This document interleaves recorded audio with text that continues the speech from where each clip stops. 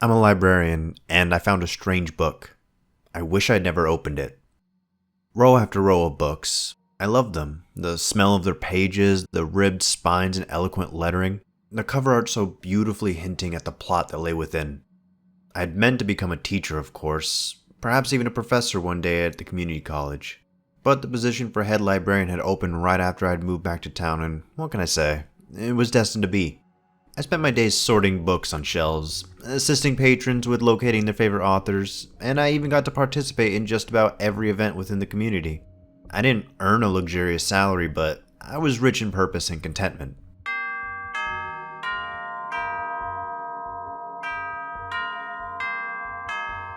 The grandfather clock sounded in the hall. Closing time. I quickly scoured the library to ensure it was empty before locking the entrance door and setting out to complete my end-of-day routine. Sprayed Lysol on the keyboards and filled my cart with books that needed to be returned to the shelves. As I wheeled the cart around, I noticed a book that had been dropped on the ground. I picked it up and turned it over in my hands.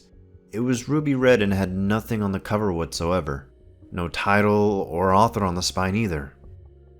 Strange, I thought. I flipped through the pages, and they were blank, at least at first. Then images began to fill the pages as if someone were painting them from the other side of the paper. I cried out in surprise and dropped it on the ground. "What in God's name?" I whispered before gingerly kicking it open with my shoe. It showed a picture of, well, of me. Or someone who looked suspiciously like me. My hair, glasses, and even the cardigan I was currently wearing. Impossible. I snatched the book from the floor. The first page showed me, if it was me, in the library smiling. Then cleaning and locking up, putting books on shelves, and then leaving to get into my car. A shiver traveled down my spine. What was this? A joke?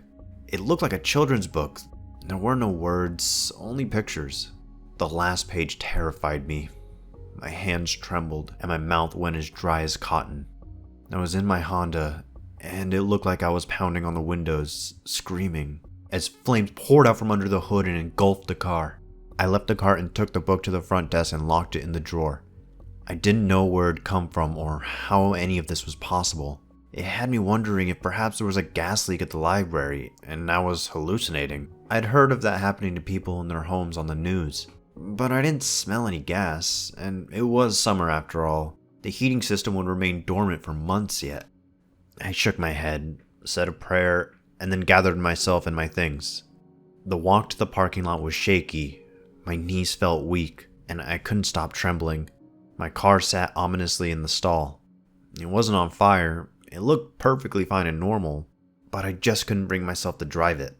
So I decided to walk home. I lived only a couple blocks away, and it was a beautiful evening. I convinced myself I wasn't being paranoid, that perhaps I needed the fresh air to clear my head, and that was a wonderful idea. That night I dreamt of burning, flesh charring away from the bone on my forearms as I cried out for help, pounding on the glass. Neighbors passed by but wouldn't even look my way as I cooked inside the car.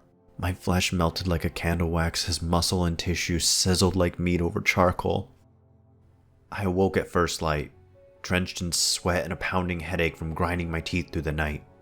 I shook it off, chalking it up to nonsense, and made an extra strong pot of coffee, determined to put the dream in the book out of my mind.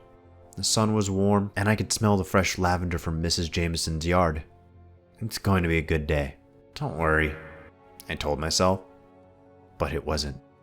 Not at all. I reached the library to see 2 fire trucks and an ambulance in the parking lot. Smoke billowed 100 feet up in the air as they sprayed water at the inferno that was once my Honda Accord. I couldn't believe it. I stood for a while in shock, watching as they put out the fire. They told me it must have been an electrical issue that caught the engine ablaze and to contact my insurance company immediately. I placed a sign on the door that stated the library would be closed today and sorry for any inconvenience. I was too shook up. It would be impossible to work through it. I was about to leave again when I thought about the book. The idea of looking at it again almost made me sick, but the curiosity outweighed my trepidation. I unlocked the drawer and slid it open, and there it was. Today it looked more like a blood red to me, rather unpleasantly so, but that could have been because I knew what it contained. I sat it on the table, taking a deep breath before opening it once more. The pages were blank again as before. but they quickly began painting themselves just like they did last night. This time I saw Mr. Davis, who owned the gas station on the corner. He was counting inventory when a hooded man entered the store. They seemed to wrestle for a moment on the pages before the cloaked man stabbed him repeatedly in the chest. Blood puddled at the bottom of the page. The ink was so wet it stained my fingers red. My heart thundered in my chest. What do I do? I thought about calling the police, but how would I explain myself? Yes, hello officer. You see I have this magic book that predicts horrible things, and I think Mr. Davis is in danger. Please head there immediately. No, that wouldn't do. I tucked the book under my arm and took it with me this time. Urgency rippled through my body as I sprinted all the way to the corner of Main Street. I burst through the double doors of the Nickel Saver and I ran through the back of the store. As I was rounding the corner, I slipped on the wet floor and smacked my head on the tile.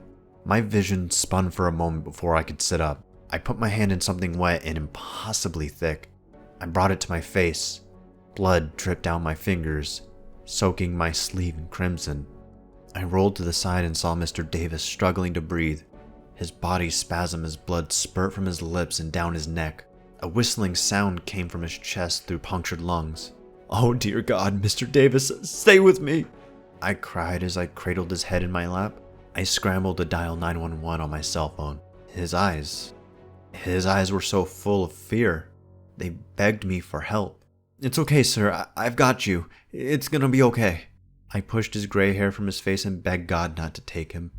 I told the operator that I needed the police here immediately, that Mr. Davis had been stabbed and was bleeding out. Jesus, please hurry, I pleaded. It took them 8 minutes to get there, which was about 2 minutes too late. Clark Davis died in my arms, murdered at the age of 56. I was still holding him when they stormed through the back of the gas station. I was crying and rocking him in my arms, humming a lullaby that my mother used to sing to me as a child.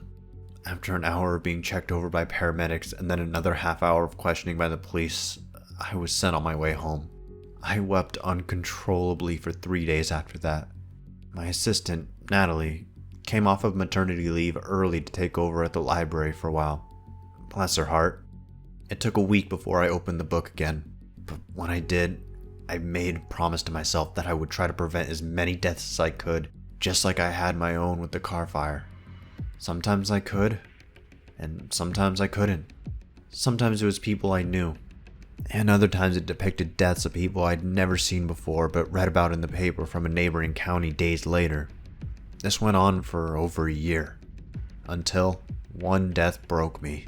Little Liam Bohannon. By the time I had made it to the train tracks in Richmond, pieces of his tiny body had already been spread across a quarter mile of tracks. Broke more than just my heart. I was never the same again. I'm tired.